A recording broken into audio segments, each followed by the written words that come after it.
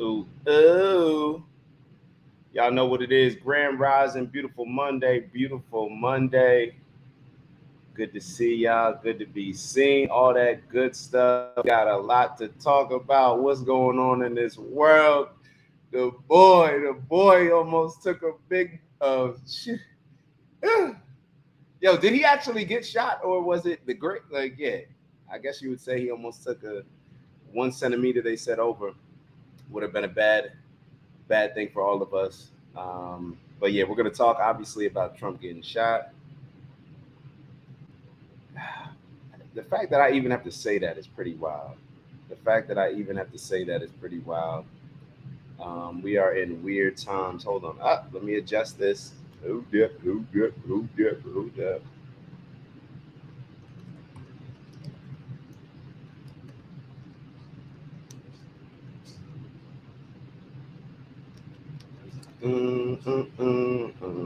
Hope everybody had a great weekend. It's craziness all over the place. It's craziness all over the place. I don't know if you got to see that Argentina game with the fans rushing in. Like it's just the more I see, I promise you, the more I see, I'm just sitting here like, yo, we are. There's no way we deserve a democracy.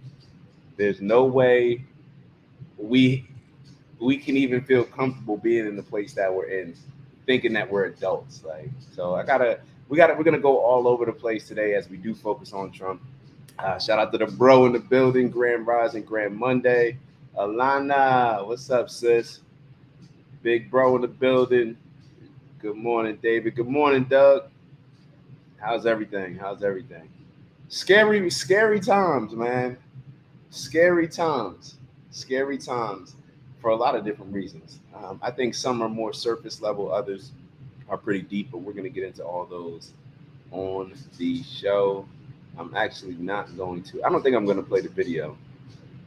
I don't plan on playing the video. I saw it once and I just didn't want to see it again. I did not want to see it again. Um, how are y'all feeling? How are y'all feeling? Today I intended to start off the show with with a meditation. I just thought that we all may just need it. I'm not sure if we'll still do that. But how are y'all feeling? How's everybody feeling today? Let me see. The one that I was gonna watch was 7 minutes long, but maybe I can find a shorter one. But I thought that that would be cool to start it off with a meditation today, just with everything going on in the world today. Um, Matter of fact, maybe we will do that. Exhausted from the weekend, Earth. Yeah, man. I actually got a time. I got some time to kind of get some things in order over the weekend. Was running around a bit. Got some time to get some things in order. Um, did get some rest yesterday. Found myself. I took a long nap yesterday. Actually, took a long nap and then woke up late, not knowing where I'm at, what's going on. Y'all know one of those naps. But I feel well rested today. I feel well rested today. Got my water in my glass bottle, so I'm feeling good. You feel me? All right, yo. So meditation, or do we get right into the show? What are y'all thinking, man? I was thinking about doing a matter of fact. Why don't we do this? Why don't we do this? We'll do a visualization first, and then maybe later on, if we have show, we'll do the meditation. I planned on doing the meditation, but now that I'm on and talking to y'all, I don't want to waste. But I shouldn't say waste. I don't want to take the 7 minutes beforehand to do it. But I think that we should do a little bit of a woo saw. So maybe we'll just take 30 to 45 seconds in the beginning. Obviously, we normally do it at the end. We'll probably do that as well. But just take 30 to 45 seconds to kind of, you don't even have to visualize. Do what you need to do. But maybe just take maybe about 10 good breaths. So I'm going to close my eyes, breathe from the diaphragm, and just take a few good breaths. So y'all do the same. I'm gonna mute it so y'all aren't listening to me. And shout out to Lucille, Grand Rising, beautiful people, sending love, light, and blessings. It's always great to see you, Lucille, and always appreciative of the energy that you're bringing. So let's take 30 to 45 seconds. Let's just get a few breaths. Let's just get a few breaths. Woosah. Like we got to get rid of all this chaos, all this hatred, all this fear in our hearts, and maybe meditation is the way. Maybe meditation is the way. So 30 to 45 seconds. Let's go. Just take some deep breaths.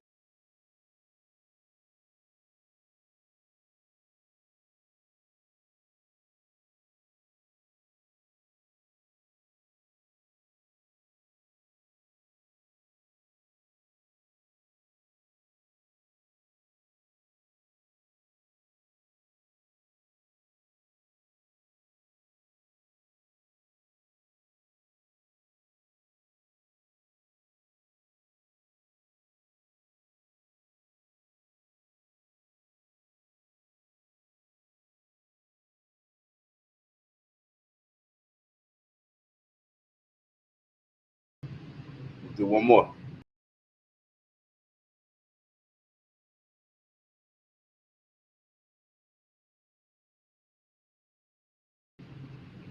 All right, man. What's going on? What is going on? Like I said, I wasn't gonna play the video of Trump, obviously taking a shot. Uh, I don't know what's going on. I don't know what's going on. And I saw it. I think Quan initially put it in the group chat. And as I was reading it, I have to admit, I got scared. I just became very scared, very nervous, very anxious. And I was worried about where things go from here. We've been talking a lot on this show about it seems as if things are getting so extreme that we're being led to a civil war.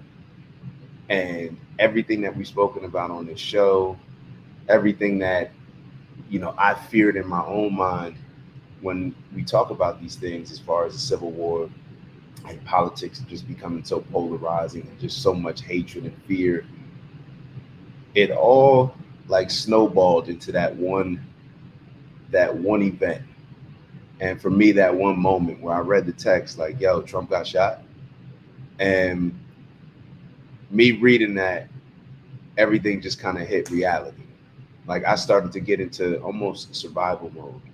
I'm starting to check to see like, yo, am I protected? Am I good? Is this clean? Is this, you know what I mean? You start, even as far as like, damn, I didn't order those walkie talkies that I was supposed to order for the family. Like everything just got real scary. And it was just a reminder of what fear can produce in people, of how dangerous fear can be.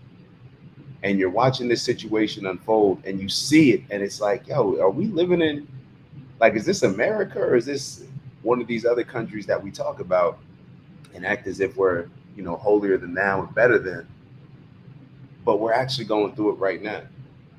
And I know my mom was telling me that a lot of people were saying that it's surprising that we haven't had this type of situation occur beforehand. But I mean, when you really actually think about it, is it that surprising?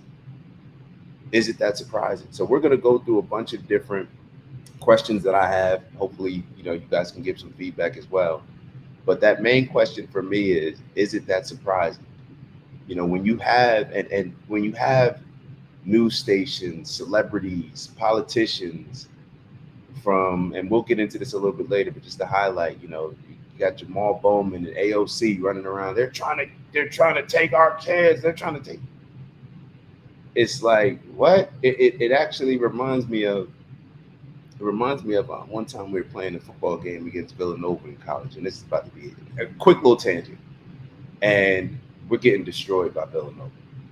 And one of my teammates, who's like a D lineman, like, bro, you a D tackle, like this is the last person we need talking like this, just started yelling out, they're trying to kill us out here. Like to the refs, to the rest of the team, like they're trying to kill us out here. And everybody's looking at him like, yo, bro, like what is going on? Like you doing too much. This is what I feel when I used to see like the AOC and the Jamal Bowmans. They're coming for our kids. Or you turn on MSNBC, you hear commentators insinuating that Trump's going to be the next Hitler and that these people are taking away all your rights and you're going to be enslaved and all this stuff. What do we think? What happened? If you really had the next Hitler coming into office, then is it a surprise that somebody would try to end that? If you had somebody coming for your kids and and you believe that somebody's going to enslave you, is it a surprise that, like, somebody, wouldn't that be a justified thing? If somebody was trying to enslave you and you did anything that you could, like, you would be justified to do anything that you could to protect yourself, right? If somebody was going to be the next Hitler, wouldn't you be justified in stopping that? And this is the problem with these people that make money off of making us so emotional with fear, hatred, anger, anxiety, all these different things that they put in us just to win our attention, just to win our favoritism, just to win our fanaticism. When we have things that are so polarizing and so fanaticized, is it a surprise? Like, yeah, I was surprised when I watched it, but should we have been surprised? So apparently the guy's name is Thomas Crew. Maybe I'll play a video of him. This is the guy. We'll take a look at who. It seems a little weird.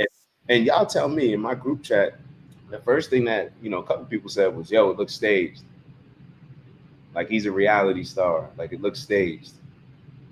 And I'm sitting here like, yo, that's not like the first. I'm like, yo, I hope it was.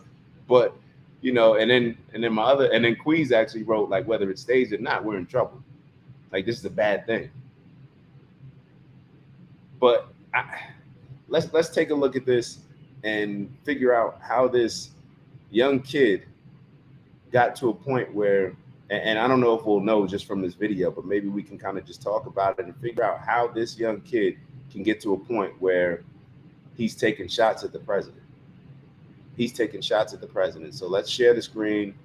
Let's take a look at this. And I'm going to try to make this as least of a dark show as possible. But I think it's just necessary to speak on certain things. To be totally honest, and I'm going to be forward with you guys and transparent, I didn't look at any of this stuff over the weekend. I woke up early today and watched all these videos. I just didn't want to consume this type of information into my psyche over the weekend.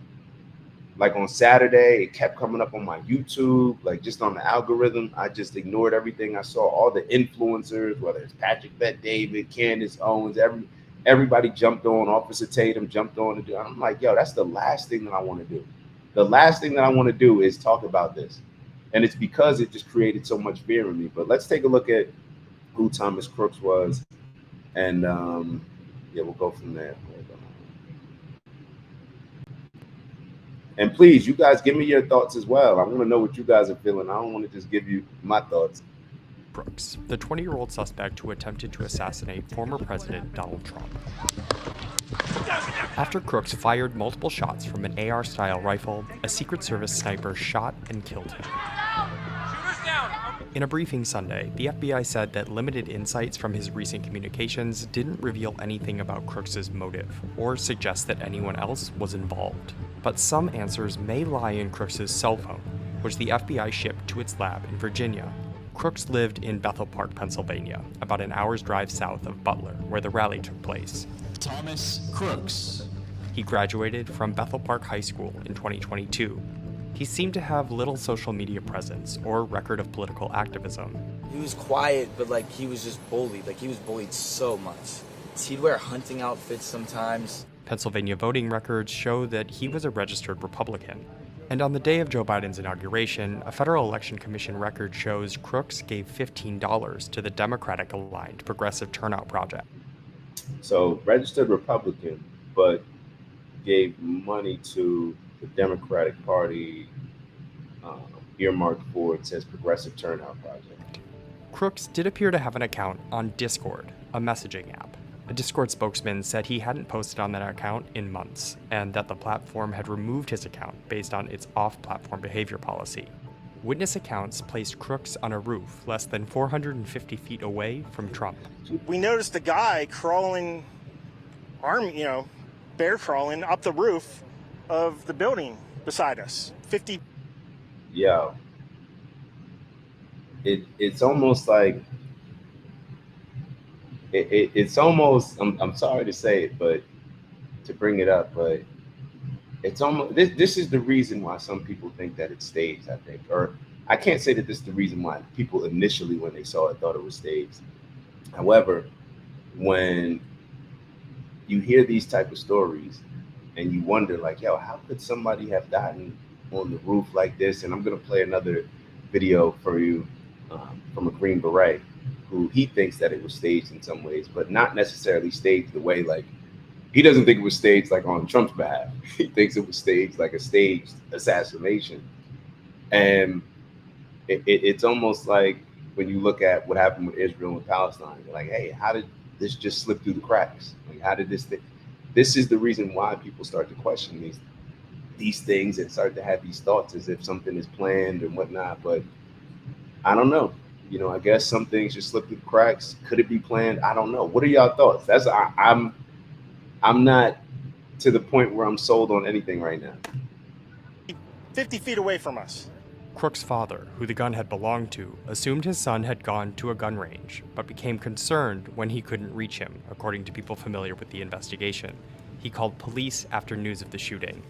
The FBI also said that Crooks hadn't been on the agency's radar as a possible threat before the shooting, and that there were no signs of mental health issues. All right, so how does a small town kid from PA end up doing something like this? How does a small town kid from PA end up doing something like this? What were your first thoughts? Please tell me. You guys share me your first thoughts when you heard about it. Did you think it was staged? Were you nervous? Were you just kind of continue to go on with your day? Until that night, or maybe until the next morning, but that night I was doing some walking and I was getting some food and I got nervous. Like, you know what I mean? I got a little nervous as far as just, not nervous, but just on guard, I should say. You know, when you have your radar up, you may be walking in certain neighborhoods or whatever. I don't know what gets y'all radar up. I don't want to act like I'm being prejudiced, but yeah, it is that. You're walking around certain neighborhoods, certain situations, you just have your radar up on the subway, you have your radar up on. I felt that walking around. Like, literally was just grabbing something to eat in Montclair and felt that.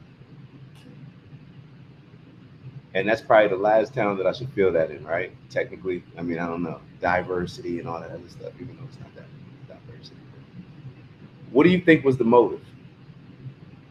These are some of the questions I had. What do you think that this does for the current election? A lot of people said that, oh, you know, with Trump now, the picture afterwards, and that's why a lot of people thought it was staged. Like, they're making all these silly memes. Y'all know that people are going to make the memes. They had Trump with the 50 Cent. Maybe I'll show that to y'all later. But what do you think this does for the current election? Do you think that Biden handled it well afterwards? I'm not sure. I know that Biden spoke to Trump, but I wasn't sure if Biden made an announcement or anything like that. You know, I haven't heard the announcement. I wasn't sure if Biden came out and said, you know what, this is ridiculous, and had an actual live showing. I don't know. It would have been nice to. It would have been nice, and perhaps that's a missed opportunity. Let me see. Just want to make sure I'm keeping up my notes. This highlights how toxic, in my opinion, and how polarizing politics has become. I believe that we should use this as an opportunity to kind of take a step back and realize where we've come. You know, you hear all this stuff about, assassination attempts on this president in this country and that country, and we almost look down on these other countries like, oh, these third world countries assassinating their Russia, they're doing this. What about us? What about us? This is where all the propaganda like snowballs into this situation.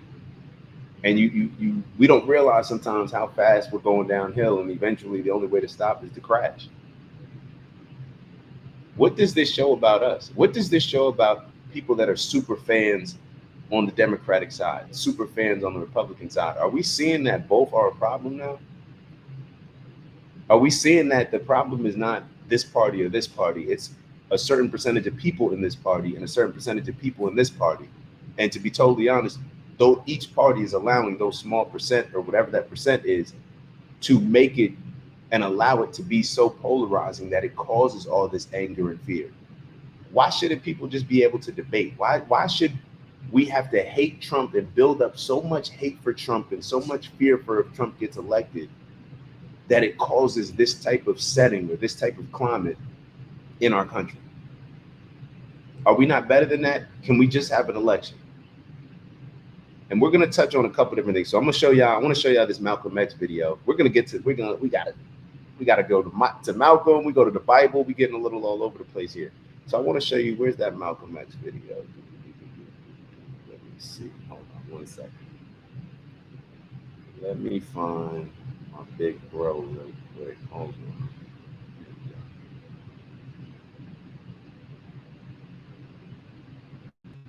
So I'm not sure how many people are familiar.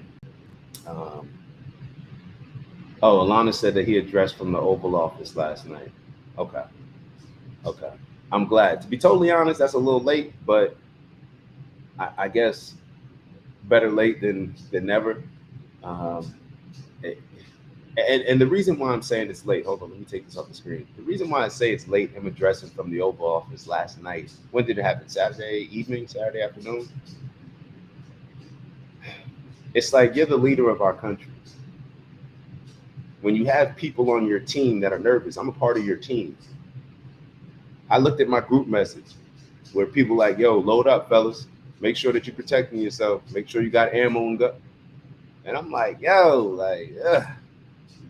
like y'all know, we already talked about this as far as like me even having a gun in Florida. I said that I didn't want one. I just feel like it, even though everybody can have one, walk around with them at will, as long as you can get one at your free will. I didn't want it because I just thought that it invited a certain energy. So you can understand how now when people are in the group message saying these type of things, yo, where's our leader to make us feel safe? Where's a leader to make us feel like, okay, this is the time for us to come together and not allow this situation to continue to pull us apart? Because to be totally honest, what did you see on Instagram? On Instagram, you saw a lot of people who maybe hadn't put their political views out there as much, showing some support for Trump. And that this situation made them want to do so. Now, I'm not sure how people who previously or still dislike Trump, hate Trump, how they felt about the situation. But I don't know. It just, to me, perhaps was a case of exactly what Malcolm described as far as with JFK, with the chickens coming home to roost. Now he got in trouble with this, with the Nation of Islam. He was silenced. He wasn't supposed to say anything at the time, and then he made this comment, and he's going to talk about how perhaps it was taken out of context and what exactly what he meant by it, because I think it's very relevant to what's going on right now. So let's take a look at this.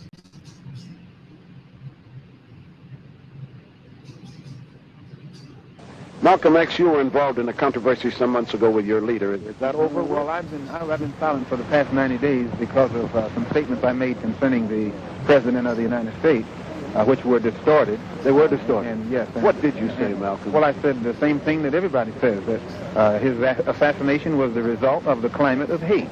But only I said the chickens came home to roost, and which means the same thing. Climate of hate means that this is the result of something. And when I said chickens coming home to roost, I said the same thing. But you did not say that you were glad the president was killed. No, that's what the press said. What will I? How could this not be? This is exactly what this is. The chickens coming home to roost. This is before Noah, God tells Noah to build the ark. And my dad said Biden reached out to Trump within a half hour and spoke with him within an hour. That doesn't do anything for me. That doesn't do anything for us. Like the fact that he reached out to Trump. As the leader of the team, he needs to reach out to the country and make us feel good. Waiting a day and a half, in my opinion, or a day, waiting a day is not sufficient enough. Like literally, all the people that have YouTube channels, they went on within that hour. and we're speaking their minds. It would have been nice. I believe that if Barack was president, or if somebody else who they feel more comfortable speaking was president, if Trump was president, I would hope, and if they didn't, then I would be saying the same thing. He should have been on that night, an emergency meeting, saying, look, we don't know what happened. We still have to get a bunch of information. However, it does not matter. I don't need any more information to tell us that this is going too far. It's gone too far. This is not what politics is supposed to be. This is not what America is supposed to be. And regardless of whether it's my side or the Republican side, it's gone too far. We are better than this. We are America. How hard would that have been for him to come out and say, this is not a time for us to be divided? Perhaps me, perhaps Trump, perhaps we've all played a significant role in creating this type of setting where our country is this divided, where there is this much fear, where there is this much hatred, but it has to stop now. We need to, and to be totally honest, it probably would have been an amazing, he probably would have got a little bit of a boost, because truth be told, Trump definitely, I would think that he's definitely going to get a boost after this situation. So Biden should have done it. Even now that I'm speaking about it, initially when I brought it up, it was only from a standpoint of just leadership with the country, but it actually would have been probably pretty good, even from a politicized way of looking at it. Get out in front of this. You can't have people sitting around for a day. The former president and the Republican nominee just got shot at a rally, and you take a whole day to address the situation. What do you think was brewing in Americans? Was I the only one? Maybe I was the only one that felt any type of way. All right, so my dad said that Biden first addressed the nation the night it happened. I didn't see, like I said, I wasn't paying attention, but maybe we'll go and review that. If somebody actually, if you can, put the link in the put the link, please, in the chat. If somebody has the link for Biden addressing the country Saturday night, I would love to hear it. I would love to hear it. I didn't see it. But I'm glad that you let me know that, because for all those reasons that I just mentioned, and it's not just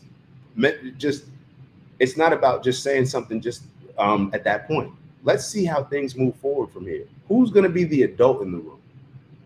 Who's going to be the adult in the room? Will Trump come out afterwards and say, look, this is going too far. This is not the country that I want to run. This is not the country that I've fallen in love with. This is not the country that I wanted to save and make great again. Maybe he says it on his side, however he says it. Biden could still come out. This is not how things are supposed to be. Shoot, Barack, you running stuff from the background anyway. You come out and say something. I don't know. Like, I just don't understand how the leaders of the country are taking forever to come out or come out less. And this is why maybe that people get so polarized, because if you go on YouTube, there's not a shortage of people coming out and voicing their opinions.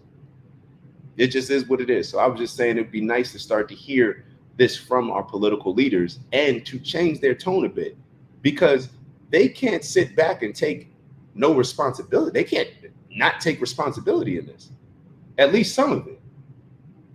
When you're saying that certain things that they've said about each candidate, is it a surprise? Now, especially I think what the Democrats have said about the Republicans, is it a surprise that somebody takes a shot at Trump? You have to take responsibility with this. Isn't this exactly what Malcolm is talking about when he says the chicken's coming home to roost? Let's watch the rest of this. Came home to roost, and which means the same thing. Climate of hate means that this is the result of something. And when I said chickens coming home to roost, chickens coming home to roost, I said the same thing. But you did not say that you were glad the president was killed. No, that's what the press said. What would I look like saying that I'm glad the president was killed? Malcolm, this was your first public statement in that 90-day period, is it not? First time I opened up my mouth in 90 days. That's why I'm talking so fast and so hearty. You feel, however, that we're making progress? No. I will never say that progress is being made. Knife in my back 9 inches and pull it out 6 inches. There's no progress. You pull it all the way out, that's not progress. The progress is healing the wound that the blow made. And they haven't even begun to pull a knife out, much less try and pull. So you heard what he said, and his analogy, I'm not sure that it directly applies to what we're seeing right now, but he was asked if we're making progress. And he said, if you put a knife in my back 9 inches and pull it out 6 inches, that's not progress. If you pull it out, that's not progress. It's progress when it's healed. So this would be my challenge for Trump and Biden and all these other politicians and all these other news anchors that have been, in my opinion, greatly responsible for creating this type of environment, this type of killing climate. I would challenge them to continue to pull the knife out, but it's your obligation, in my opinion, it's your responsibility to now, because you fanaticized and created all this polarized hate and anger and fear, you have to now prioritize bringing people together. I would no longer support a news station if a news station is still pushing this type of hatred, is still pushing this type of fear, rather than just talking about policies, rather than just talking about, hey, we disagree with this, hopefully we can come. If I would not support any polarizing party, and I can tell you what I think is going to happen. I don't think that Trump is going to, I think that he's just going to be more and more polarized. I think it's literally going to be like how 50, y'all saw how we played the video with 50 Cent and Robert Greene, and how 50 Cent says that after, he got shot, he just moved around with a certain level of fearlessness, because everything that he feared happening to him happened to him in that moment, or happened to him in his experience. So it's like, what do I fear now? Now I'm going to just go even harder. And I know that that's what the fanatics of Trump will do. The fanatics of Trump, now that this situation happened, I'm not saying it's not rightfully so, are just going to go even harder for this man. Are going to go even harder. There's going to be more hate, more fear. So we'll see how Trump handles it, and we'll see how Biden handles it. I mean, what other, it's like, is there any other option? Is there any other option? Now, I mean, is it going to be weird the next time Biden gets up and does a speech? Now, I guarantee the next time Trump does a speech, we're going to be looking at it with a certain level of nervousness. All right, so let's, I wanted to move on. I wanted to share with you, hold on, let me catch up with the group message. Let me catch up with y'all messages. Joey said exactly what you just said. Lana, remind me who's Joey. Joey said exactly what you just said. Lucille, pray daily. Joshua 1:9, fear not. Deuteronomy 28. We should meditate on for 3 days with prayer and fasting. As a Christian or someone going to church, but being alive and being human, we should protect ourselves daily. Maybe we should be meditating for it. Maybe the country should have. That's honestly, like, I don't understand how. And maybe, obviously, it's a smaller platform, but the first thing that I wanted to do is jump on here and meditate with y'all. I didn't even want to do the show. I'll be totally honest. Like, I didn't want to do the show because I'm just like, yo, this is just weird. Like, you talking politics and somebody just got shot. Like, I just didn't even want to do it because it's just sad. It's just a sad state. And I know how people are going to be influenced by this, and people are going to be impacted by it. And it's just going to create more and more fear and hatred and lead to more and more issues. And it's a shame. It's a shame. It really is a shame. Nobody wins from this. The only people that win are the people that the news stations, the politicians, they win. The people that shouldn't win are the ones that win over this. And the people that shouldn't lose, in my opinion, are the ones that will lose over this. And I shouldn't even say that we shouldn't lose, because part of this is on us. We tolerate this polarized political games that are just being played with us. Manipulation. We allow it to occur. We root for, oh, my guy did this, my guy. We feed into this. So we got to take some responsibility in it as well. So let me play this clip of I think I had a clip, the one that I was going to play you with the green beret. I want to play this clip and get your thoughts on it. See if you're thinking the same thing. I don't know. Like I said, my thoughts are over the place on this one. Hold on.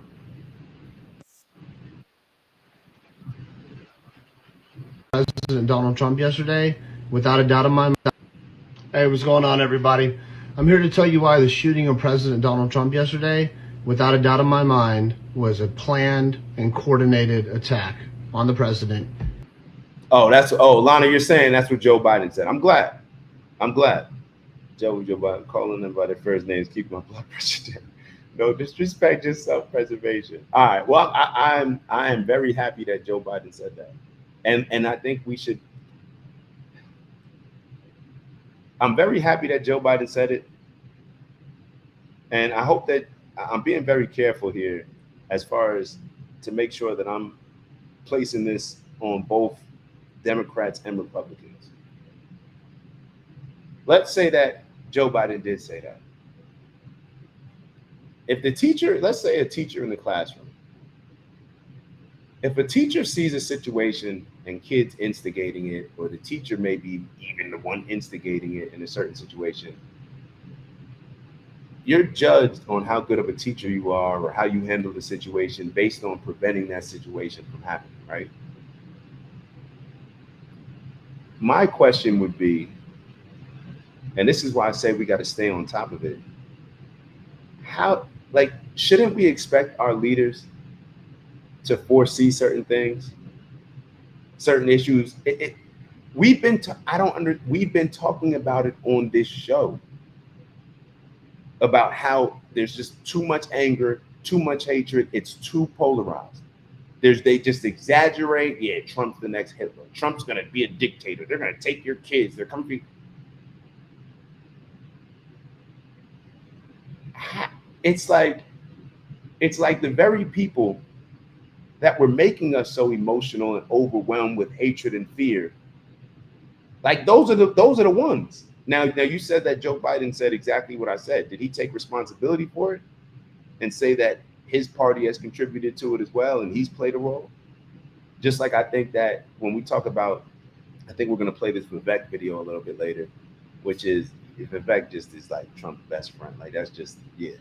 But do they take responsibility for it? Did the teacher in the classroom, you knew what was about to happen. You knew that, matter of fact, your intentions were to stir the pot up. You ever seen like a coach will instigate something between two players? Like you have to be very careful with that because you want to make sure that it doesn't go overboard, but you do want to encourage competition and then to kind of get riled up a little bit, like, bring it out, bring out the emotions of some players, get them fired up. But now in this situation, you're playing with people's lives. You're playing with people's lives. So that would be my question. Like, if we figured it out, if just little old us on this show, we can figure out the problems with the politicians just overdoing everything. We talked about the fear when it came to 2020. What about the fear right now? What about, we talked about how Taraji's on yelling and stuff like that. They're trying to make you slaves again. Looking crazy. I'm sorry but these are leaders.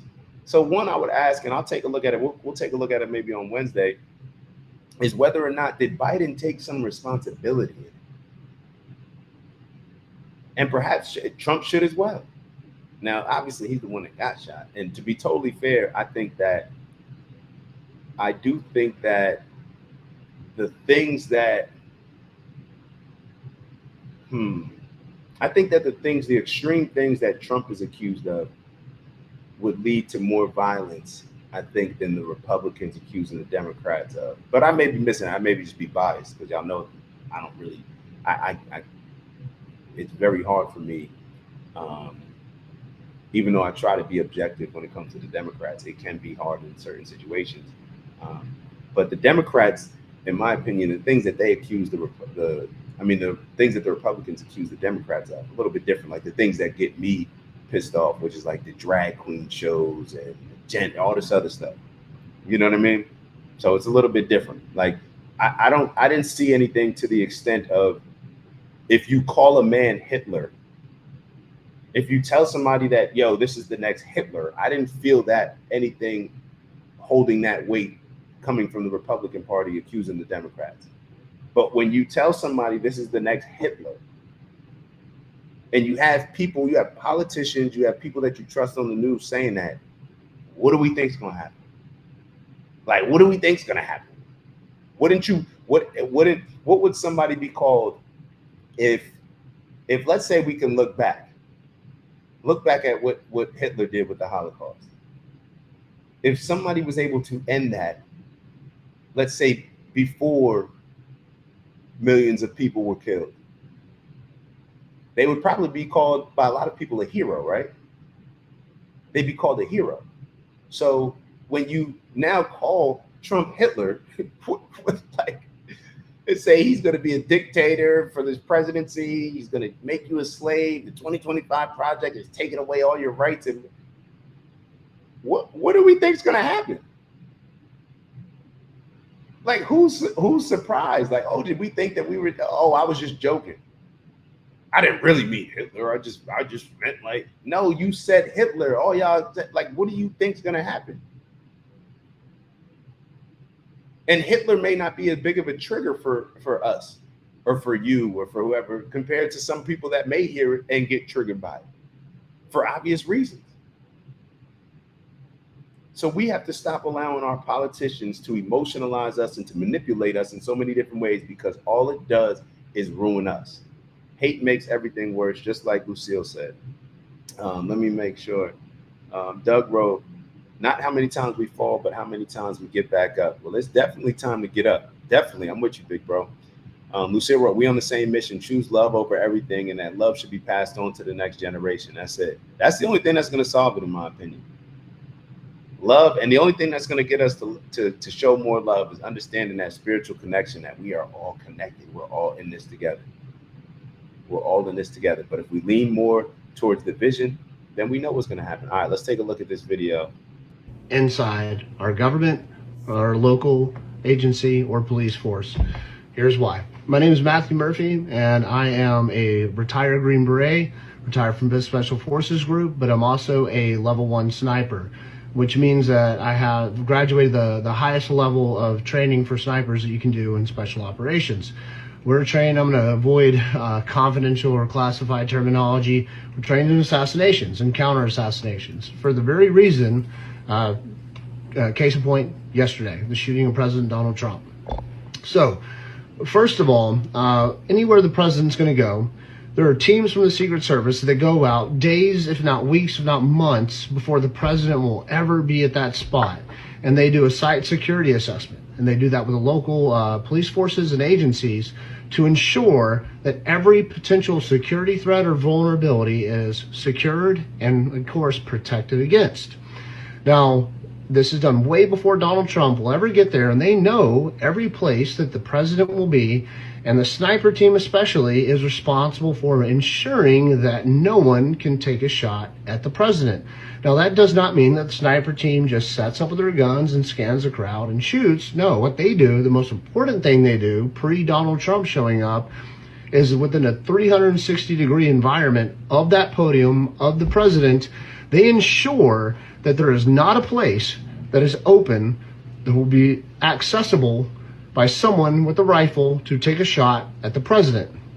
So they make sure those places are barricaded off, inaccessible, and heavily guarded, so there is no way you are going to get to the place where you could even shoot the president with a rifle before the president shows up.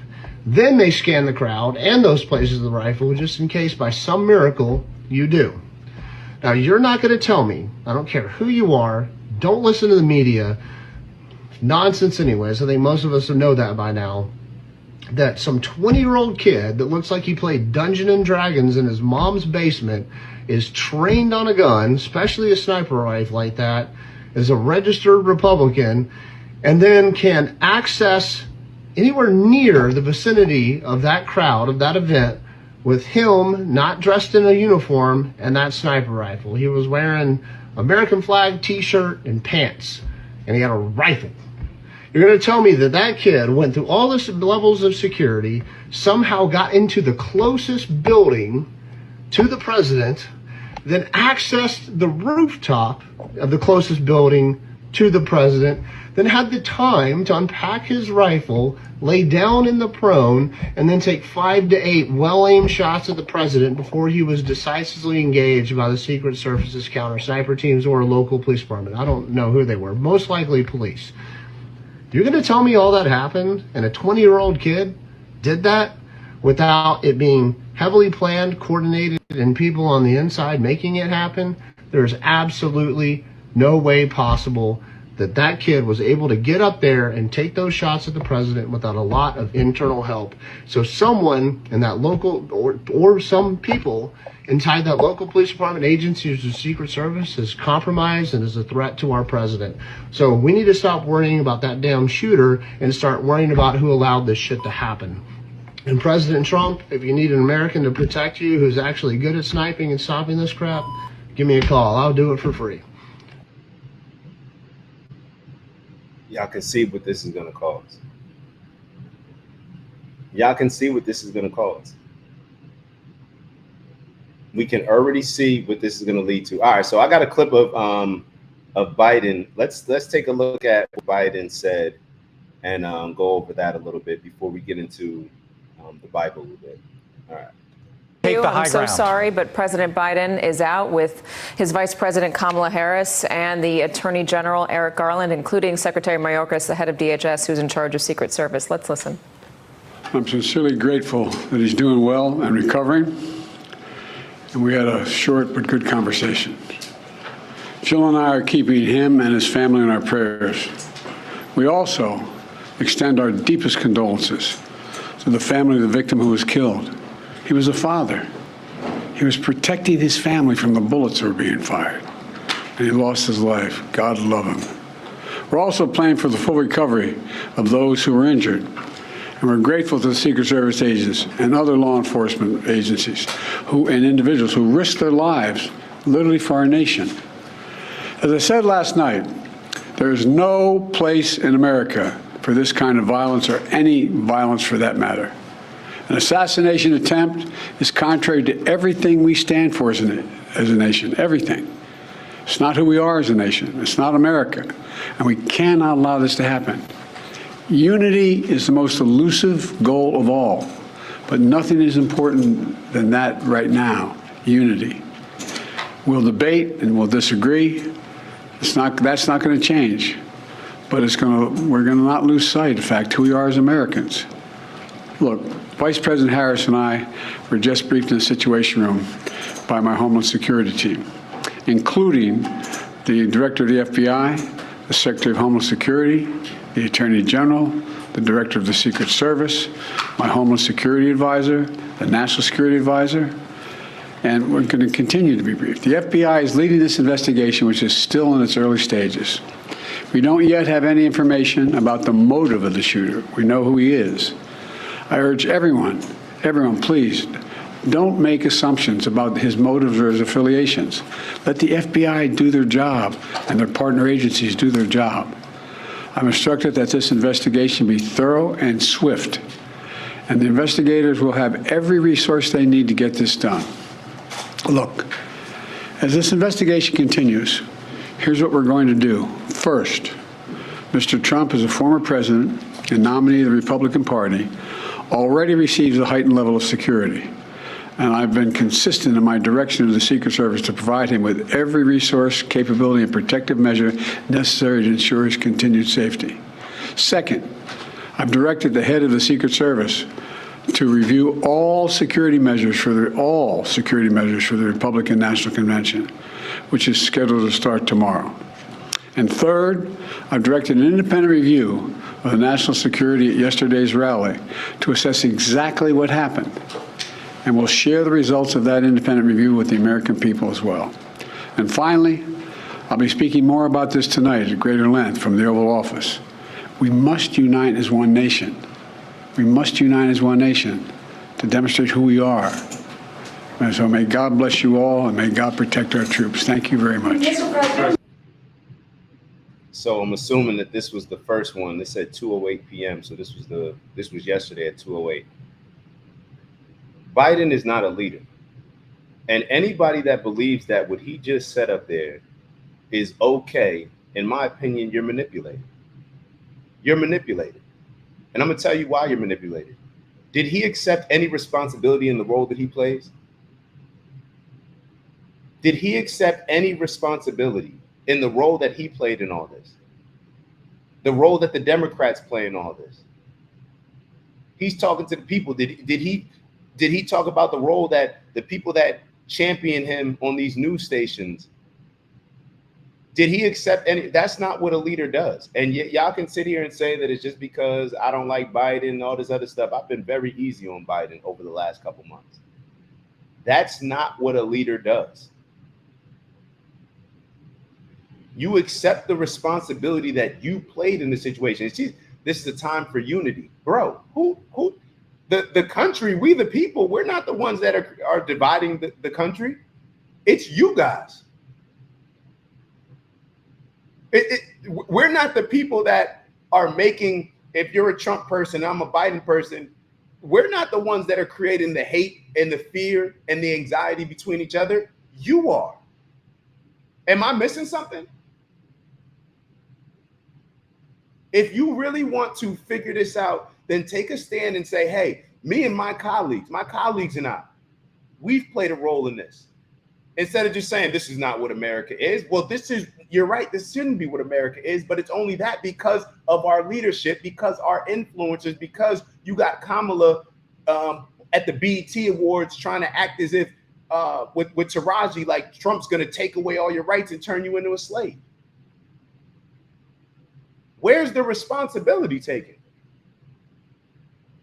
He said all the right things that will probably appease 98% of his followers. That's what that statement does. It appeases 98% of his followers. Bro, you can't have your party. You know how it goes back to the Gladiator. Remember that movie Gladiator when he says the mob is fickle? The mob is fickle. We are the mob. We are very fickle. We are easily manipulated, easily pushed one way or another with our emotions. We're easy to create fear in. It's very easy for them to create hatred in us. This is what they created. My laundry's done. This is what they created. And he's up there talking as if like he's the person at the top of the hill saying like, yeah, you all need to do better. Matter of fact, hold on. Before we get into this Bible, is this what God was doing as far as it's written in the books? Lucille, help me out. Is this why so many people get turned off from God? Because they think God controls everything? And the story of Noah's Ark, when God's flooding the planet because the planet turns into so much evil. And then God, who we give credit for creating everything. And a lot of people believe that God is the person that controls everything. Or, some people believe in free will. But if there's always a battle between God and the devil, between good and evil, and God says, you know what, y'all aren't doing I created y'all to be exactly who you are, but y'all aren't following the rules. Y'all aren't doing everything. Even though I'm not going to take any responsibility. I'm just going to flood this. I'm just going to flood the planet. So maybe there's some similarities between that. I don't know. Now, I don't see God as that. As like that manly figure or however most people, I don't see it as that. I just see God as the universal connection. That's just how I see it. But for Biden to stand up here, it's like you're the person that is in school, like trying to egg a fight on and telling all these people like, nah, man, if you go with him, it's like, this is like gang. These are no different than gangs. Imagine gang leaders coming and telling their people, the followers, the people underneath them, all the things that the opposite gang, the opposing gang is doing. Yo, they did this to our people. They did this to our people. And they know that and if you're exaggerating about those things, if you really do believe that Trump is going to become Hitler, let me ask you this. If they really believed that Trump was going to become the next Hitler, or if Trump was going to be so terrible, then I don't know. Would this be as much of a problem? I don't know. There's a lot of leaders who, it's funny, in other countries, I'm sure there's some leaders of countries where if their leaders were assassinated, people in America, politicians in America, for one, we don't know anything about what's going on, but politicians in America would be happy, content at the very least. Because that's an evil person, so I'm glad that they were killed. So imagine how people looking about this from other countries are looking at it from a perspective from another country, where they're looking at it, they could be liberals in their countries and be on the side of the Democrats, side of the people.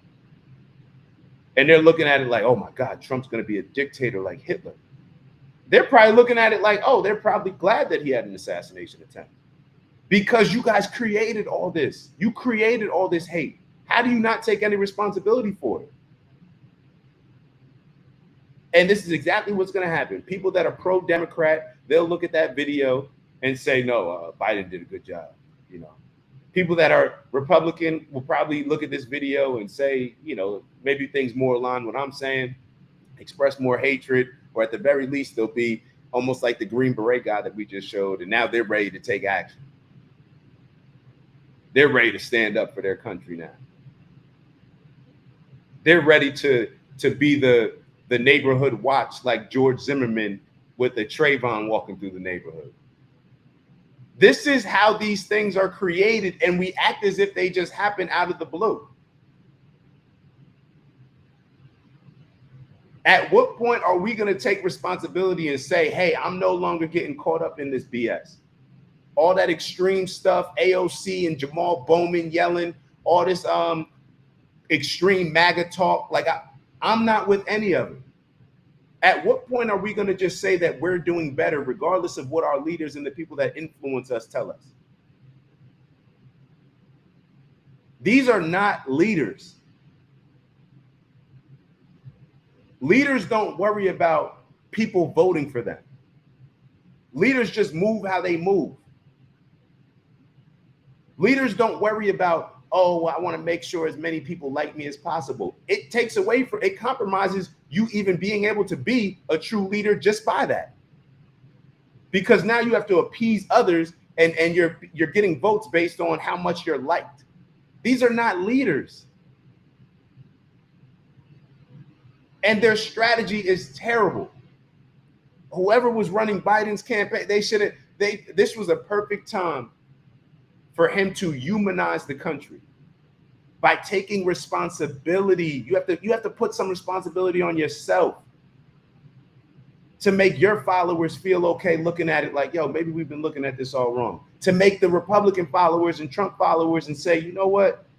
Like, I actually like that. Yo, Biden took a little bit more. He took responsibility in some of this. You know, maybe we can have unity. But you getting up there and just telling people that you created hate with, you're just the blood or the Crip gang leader.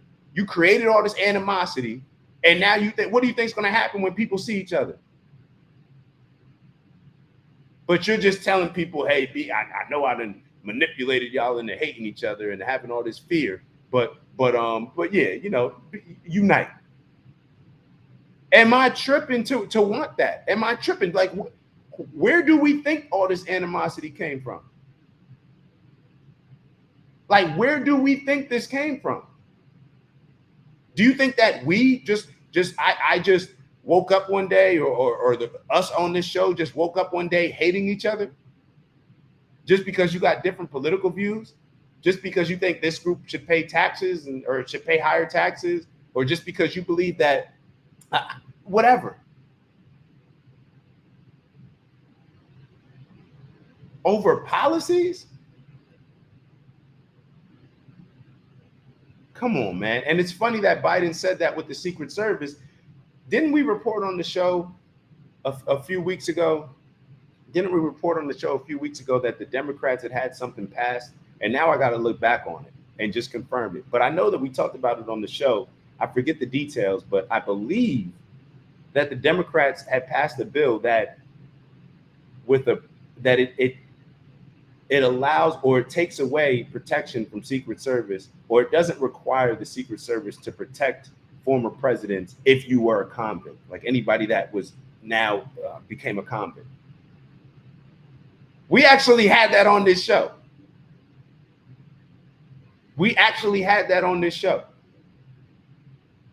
And it's so funny how when people, there's a lot of people that have said like, yo, they're going to try to get rid of Trump. Like people have said these things. And it's just like, oh, nah, that's not going to happen. Why? Because we just get super emotional from the comfort of our homes. Nobody's involved in anything. It's just like with Palestine and Israel. Everybody's got a super emotional opinion, but ain't nobody willing to go over there and actually do something. Nobody's willing to take a real stand, but everybody's just armchair quarterbacks. It's just like in football on NFL Sunday. The fans watching the game care more about the game than the actual players. After a game, you lose a game in the NFL, everybody's cool. Nobody's tripping. Everybody's shaking the other team's hand. People probably going out with you going out with the players that you just played against. You met the guy that you talked the most trash against with, that y'all said after the game, y'all like all that stuff. That's the person that you're hanging with after the game. Meanwhile, fans are having a whole week where they're miserable, getting into fights, like all this type of stuff. Bro, you don't get paid from this. This is what politics has turned into. Us dumb fans, we're the silly fanatics that hype up the game and make it such an amazing arena for these political warriors, right, to go against each other. It's weird. It's weird. Hold on, let me see. Was there another video that I wanted to play? All right, so the last video that I'll play is we'll play a little bit of this with Beck. I don't know if we're gonna play a lot of it. Matter of fact, no. All right, no, I'm sorry. We were supposed to talk about the Bible. So I want to play this video because all this stuff relates. We talked about it before. It's getting to a point of reset. We talk about it all the time on this show. But this is the problem when we have a culture that we don't read. We don't go back in history. This is why we make the same mistakes over and over again. Literally, I went back and I read the Bible verses. I believe it was like Genesis 6. And I read the Bible verses of them explaining why God flooded the planet when it came to Noah. And told Noah to build an ark. God flooded the planet because we were moving in a way where we're moving right now. That's why God flooded the planet. So all these religious folks, it's like, this is the problem with people that are religious but have never read the book that they actually pledged their life to. This is what happens.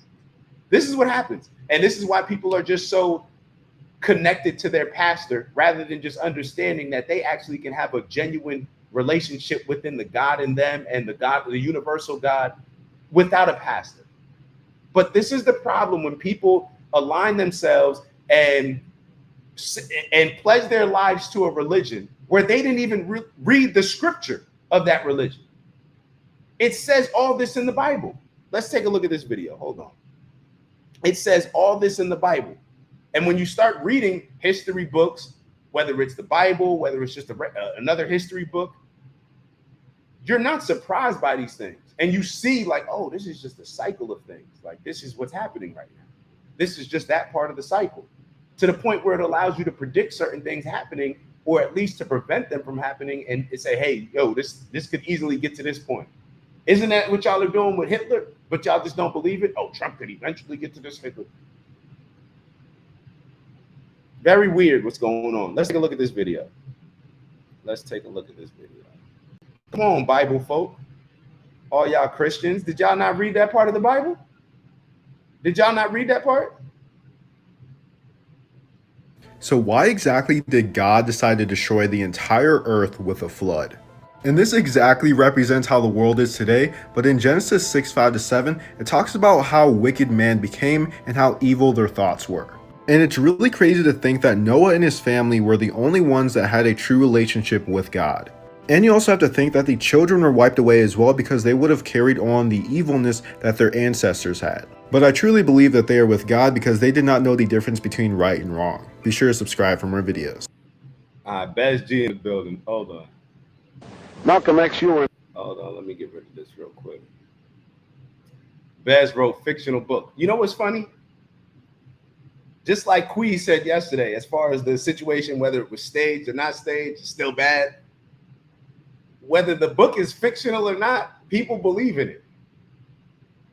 People pledge their life to it.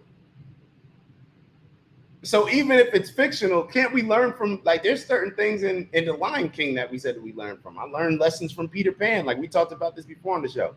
So even if it's fictional, we're not even learning from it. We're not even learning from it. This is the matter of fact. Let me pull up. Hold on. Let me pull this up real quick for y'all. Let me go to my, let me open up my Bible. Let me open up the good book. Let me open up the good book. It's time to do some Bible study. Hold on. All right. So, and the Lord said, all right, where are we? If somebody wants to follow, we're Genesis, I believe, chapter 6, verse 3. All right, if you want to follow, we're going to have a little church today. And the Lord said, my spirit shall not always strive with man, for that he also is flesh, yet his days shall be 120 years. There were giants in the earth in those days, and also after that, when the sons of God came in unto the daughters of men, and they bare children with them, the same became mighty men, which were of old men of renown. The same became mighty men, which were of old men of renown. And God saw that the wickedness of man was great in the earth. And God saw that the wickedness of man was great in the earth, and that every imagination of thoughts of his heart was only evil continually. And that every imagination of the thoughts of his heart was only evil continually. Is that not the world that we're living in right now? Wickedness and evilness. And it repented the Lord that he had made man on the earth, and it grieved him at his heart. And the Lord said, I will destroy man whom I've created from the face of the earth, both man and beast and the creeping thing, and the fowls of the air, for it repenteth me that I have made them. But Noah found grace in the eyes of the Lord. There are the generations of Noah. Noah was just a man and perfect in his generations, and Noah walked with God. All right? Pay attention to the part where they're talking about the wickedness and evilness of the world that we're living in right now. Now, like Bez said, this could be a fictional book. Cool. I think most stories, after they're told time after time, I don't believe that it's God's word. Maybe it is a history book. I don't know. I don't believe that God wrote it or anything like that. That's just me. But to each their own. For the people that actually do believe in it, how am I taking heed to the book that you dedicate your life to as a Christian? How am I taking heed to the words more than actual Christians? And what I mean by that is, how are these words speaking to me greater than an actual Christian who subscribes to this religion? God is telling us this country was supposedly founded on Judeo-Christian values, right? Well, look at your book. Jewish or Christian. Look at the Torah. Look at the Old Testament. Your book that you pledge your life to is saying exactly what's going to happen. With wickedness and evilness, God is going to look down and say, you know what? I'm disappointed in this group of people that I created. I'm going to flood y'all. And I'm gonna find maybe a couple of y'all that I think are righteous, but the culture, the overall dominant culture, because it's dominant and it's impacted us in so many different ways and caused us to hate, caused us to have anger, caused us to have wickedness and evilness, I'm going to get rid of everybody. And just like in any war, there's going to be casualties that maybe did not deserve to die. We are living in those times right now, and I don't think we're appreciating the urgency and what's going to happen. And as that's why I was so fearful when the situation, as soon as I read that text saying Trump got shot on Saturday, because I'm like, yo, here comes this reset is coming. They're literally in the midst of us potentially being in or getting ready to be in the next world war. We probably haven't been as close to a civil war in our country since the actual Civil War. But people will just sit back and, we'll just watch our news stations. We'll just watch our favorite YouTube influencers and act as if it's just a game, act as if it's like we're apart from it. It's like we don't realize, like, yo, this is all connected to us. Something's going to happen. Buttons are going to get pressed that you can't take back. What is God's, the next time God's supposed to come in brimstone? What is it? Somebody help me out here, Bible folk. It's the flood, and then what's the next one? It's supposed to be God coming in brimstone, or I forget. I don't know that story. But something is coming. If we don't correct our behavior, correct our actions, and take responsibility for the role that each one of us is playing in creating this environment, which is why I got so upset with Biden. You did not take responsibility. You're the leader. If the leader doesn't take responsibility, then the followers are not going to take responsibility. We are just mimicking the actions of the leader.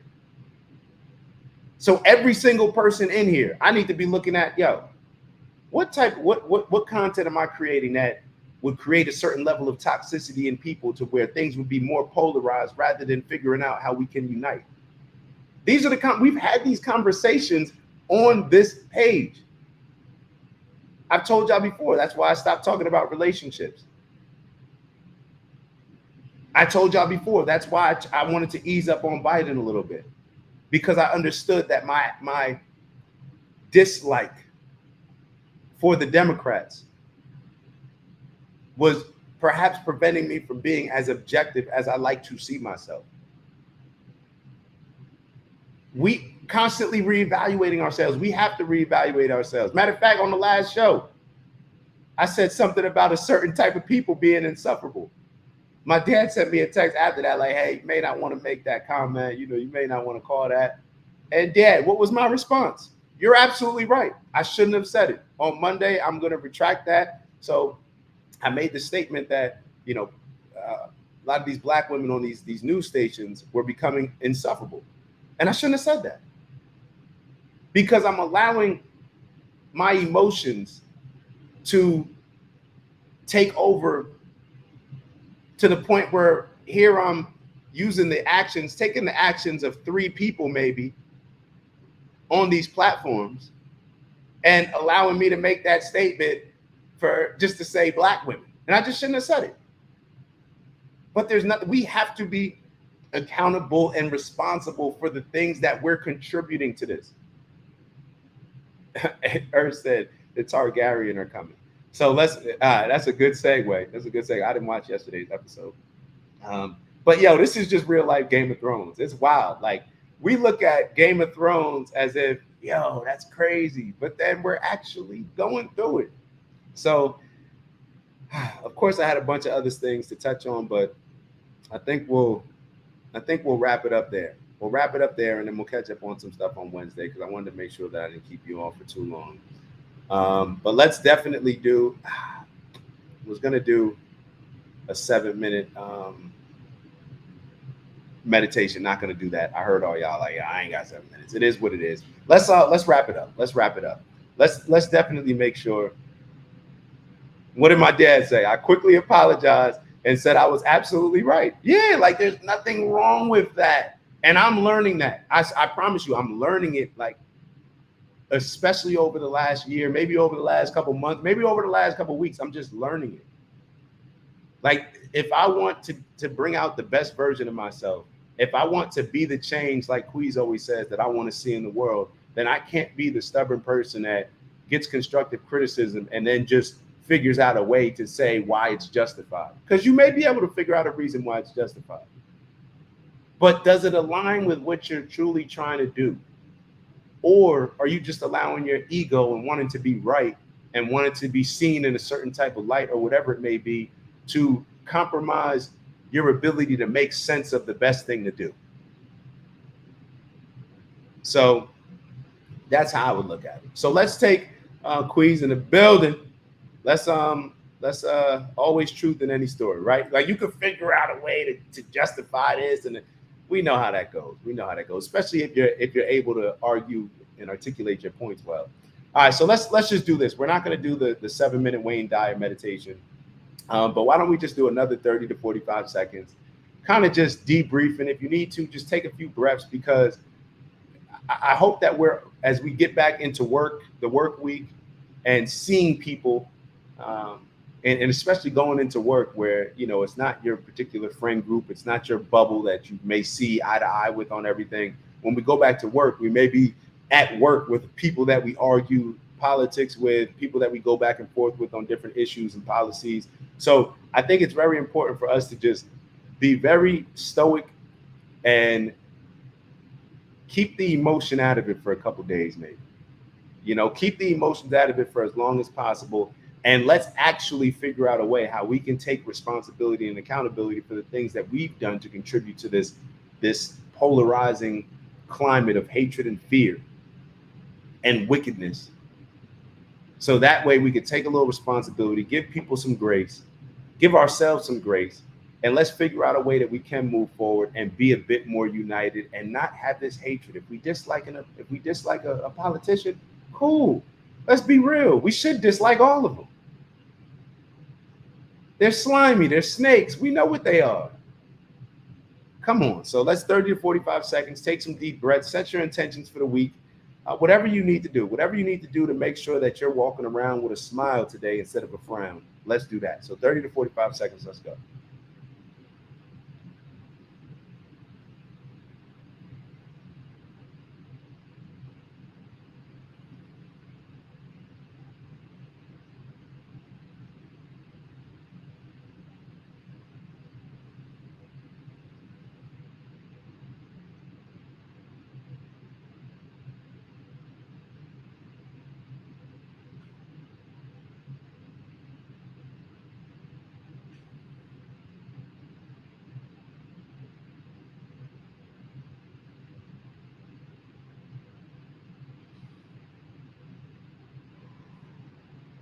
Man, I almost got lost in that one.